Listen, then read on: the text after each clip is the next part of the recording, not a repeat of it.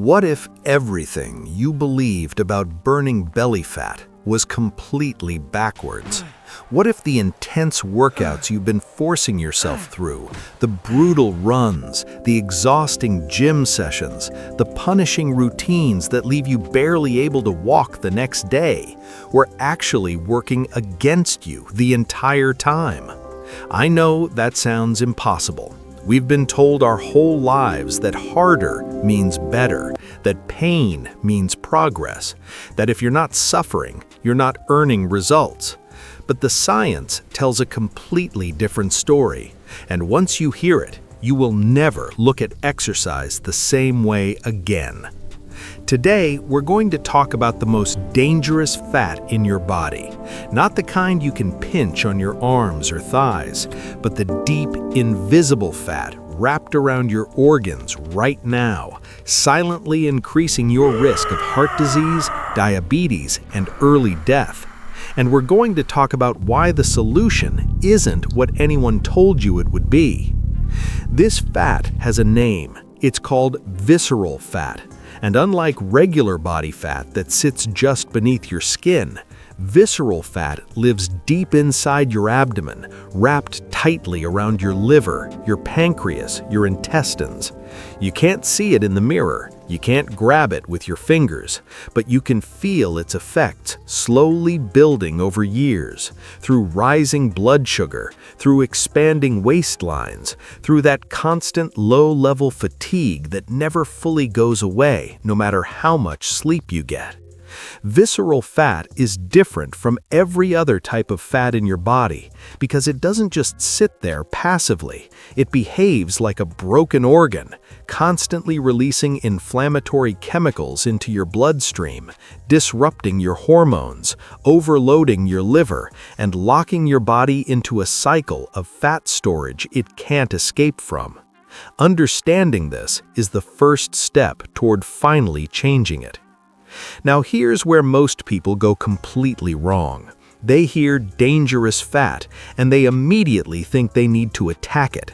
They sign up for high-intensity programs, they run until their lungs burn, they punish themselves in the gym 5 days a week, and they wonder why, after months of brutal effort, that deep belly fat barely moves. There's a biological reason for this, and it's not a flaw in your willpower. It's a flaw in your strategy. When you push your body into extreme physical stress, your body releases a hormone called cortisol. Cortisol is your survival hormone. It was designed millions of years ago to help you escape predators and survive famine. And one of its most powerful functions is to protect your deep fat stores. Your body literally holds on to visceral fat when cortisol is elevated because it believes that fat might be needed to survive whatever threat is coming. The harder you push, the tighter your body grips that fat. You're fighting your own biology. The key to unlocking visceral fat loss isn't intensity, it's safety. Your body only releases stored fat when it feels safe enough to let go. And the specific physiological state where that happens is called moderate intensity exercise. This is the sweet spot scientists have been studying for years, and it's the most misunderstood concept in all of fitness. Moderate intensity is not slow, it's not lazy, it's not a gentle stroll that barely raises your heart rate. It is a precisely calibrated level of effort where your heart raises, your breathing deepens, and your body sends a very specific message to your cells. The environment is safe. Optimize for efficiency. Burn fat as fuel. At this level, something remarkable happens inside your muscles at the microscopic level. Your mitochondria, the tiny energy factories inside every cell, shift from burning sugar to burning fat. And that shift is everything. Think of your mitochondria as engines that can run on 2 types of fuel, quick-burning sugar or slow-burning fat. When you exercise at high intensity, your body grabs sugar because it's fast and immediately available. That's great for sprinting away from danger, but terrible for targeting visceral fat stores. At moderate intensity, your body makes a different choice. It reaches for fat as its primary fuel source because the situation feels stable and sustainable. Over time, something even more powerful happens. Your mitochondria begin multiplying. Your cells actually grow more of these fat-burning engines, and each one becomes more efficient at its job. This means that after weeks of consistent moderate intensity training, you start burning fat not just during exercise, but all day long, even while sitting at your desk, even while sleeping. You're not just doing a workout, you're reprogramming your entire metabolic operating system. And here's the part that makes this approach almost feel like cheating. You don't need to go outside, you don't need a gym membership, you don't need expensive equipment or any special gear. Your body cannot tell the difference between a park and your living room. Your nervous system doesn't care whether there's fresh air or a ceiling fan. What your cells respond to is the effort level, the breathing pattern, and the metabolic signal you're creating. The location is completely irrelevant.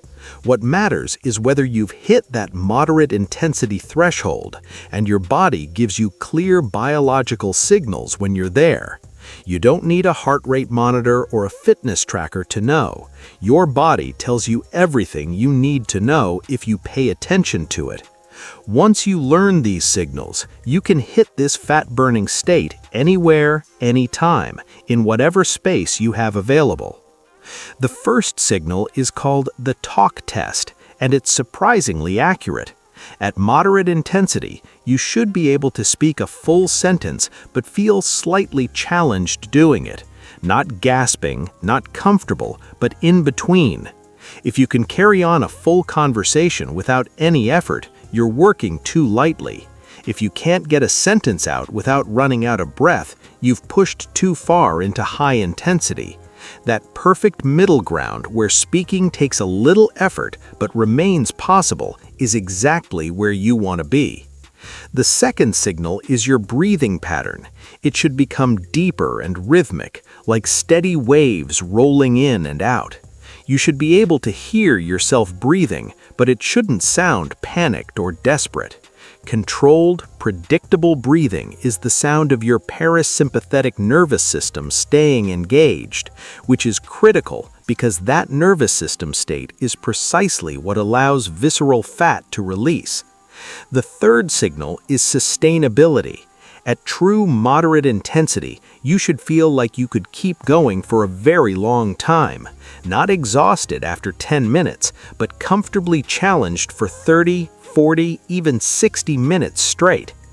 Now, let's talk about 6 specific indoor exercises that deliver this moderate intensity state perfectly, because knowing the theory is one thing, but having practical tools you can use today is what actually changes your body. The first is the stationary bike, and it might be the single best moderate intensity tool that exists. The resistance dial gives you complete, precise control over your effort level. You can nudge it up or down by tiny amounts to stay perfectly in your fat-burning zone. Set it so that pedaling requires real effort, but never feels urgent or desperate. Once you find that setting, your metabolism runs like a steady engine, burning fat consistently for the entire duration without ever spiking into glucose-burning mode. It's almost like setting a cruise control for your metabolism. If you have access to one, even an older basic model, it's worth using regularly. The second option is slow, controlled jumping jacks, performed at a dramatically reduced tempo compared to what most people do. Forget the explosive, rapid version from high-intensity workouts. This version is deliberate, smooth, and rhythmic. Arms rise and fall in a controlled arc. Legs step out and in with intention, not speed. Because the movement is spread evenly between your upper and lower body, your heart rate rises gradually and stays stable rather than spiking. The third option is invisible jump rope, which might sound unusual but is genuinely effective and perfect for small spaces. You simply mimic the motion of jumping rope without an actual rope. Light, rhythmic hops on the balls of your feet, arms making small circular motions at your sides. Your calves, which are packed with mitochondria, activate continuously. Your cardiovascular system responds, and because there's no actual rope, there's no noise, no need for ceiling height or wide open spaces. The fourth option is low step-ups, using something as simple as a thick book or a step that's only 4 to 6 inches high. This is much lower than a typical stair, and that lower height is the key. Large muscle groups in your legs work steadily and consistently without ever generating the kind of intensity that would push your body into stress mode. Step up with one foot, bring the other up alongside it, step back down, and repeat in a slow. The sixth option is a mini circuit that rotates between light movements every 2 minutes. Slow body weight squats, then side steps, then high knee marching, then back to squats. This rotation prevents any single muscle group from fatiguing prematurely, which would force you to push harder to compensate. It also keeps your brain engaged because the movement changes slightly every few minutes, making it far easier to sustain for longer periods. The metabolic demand stays consistent throughout, which is exactly what you want. All 6 of these options share one quality. They allow you to stay in that calm, fat-burning physiological state for extended periods without triggering survival responses or cortisol elevation. That sustained, calm metabolic activity is what visceral fat responds to. There's one more element that most people completely overlook, and ignoring it will undermine everything else you do. That element is breathing, and it is not optional. How you breathe during exercise is the steering wheel that keeps your metabolism on course. Without conscious breathing, you can drift out of the fat-burning zone even during gentle movement without realizing it's happening. When breathing becomes rapid and shallow, even slightly, your nervous system interprets it as a threat signal. Cortisol rises. Your body switches from fat burning to glucose burning. Everything you were working toward gets interrupted in seconds. Proper moderate intensity breathing is in through your nose, out through your mouth, slow and deliberate, with the exhale slightly longer than the inhale. That extended exhale is a direct signal to your parasympathetic nervous system that the situation is safe. It activates something called vagal tone, which acts like a natural buffer, keeping your heart rate stable and your fat-burning state protected. When breathing is right, fat oxidation continues. When breathing goes chaotic, it stops. It really is that direct and that powerful. The long-term changes that come from consistent moderate intensity training go far beyond what most people expect. Within the first few weeks, insulin sensitivity begins improving. Your muscles become more efficient at pulling glucose out of your bloodstream, which means blood sugar stabilizes, insulin levels drop, and your body gradually exits the chronic fat storage mode that visceral fat depends on to survive. Within the first couple of months, waist circumference begins decreasing, not dramatically week to week, but measurably month to month. The inflammation that visceral fat constantly generates begins quieting. Your liver, which receives everything visceral fat releases because of its location, starts shifting from an overloaded, struggling state to a flexible, efficient one. Blood markers improve. Energy levels stabilize in ways you'll notice throughout your entire day, not just during workouts. Resting heart rate is one of the clearest signs of this deeper transformation happening inside you. Check your pulse first thing in the morning before getting out of bed. Over 3 months of consistent moderate intensity training, most people see a reduction of 5 to 10 beats per minute in their resting heart rate. That drop reflects real cardiovascular improvement, better nervous system regulation, and genuine metabolic health gains that no scale number can capture. Speaking of scales, the biggest mistake people make with this approach is expecting the scale to validate their progress. It won't, not reliably. Visceral fat sits deep in your abdomen, not on the surface where weight loss shows up first. You might lose significant visceral fat while gaining muscle density and see almost no movement on the scale. Waist circumference, energy stability, sleep quality, craving reduction, and resting heart rate are the metrics that tell the real story. Here's what all of this comes down to at its core. Your body is not your enemy. Your fat is not a punishment.